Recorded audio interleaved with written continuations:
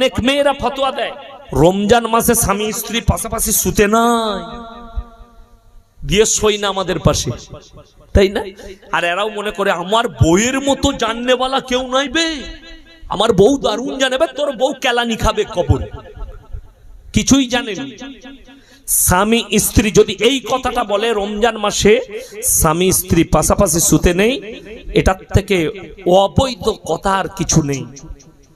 স্বামী স্ত্রী রোজা অবস্থায় সঙ্গম সহবাস করা হারাম, চলবে না, রোজা অবস্থায় করা চলবে না, রোজা ভেঙে যাবে। কথাটা বুঝতে পেরেছেন না পারেননি? কি অবস্থায় বললাম? রোজা রাখা অবস্থায়, সাহরির পর থেকে ইফতারি পর্যন্ত। ইফতারি করার পরে তারাবি নামাজ পড়ে যখন খানা খেয়ে শুবেন, যদি কেউ স্ত্রী মিলন করার ইচ্ছা জাগে অবশ্যই করতে পারে। সাহরির আগে তারা গোসল করে পবিত্র হয়ে যাবে স্বামী স্ত্রী, কোনো অসুবিধা নাই।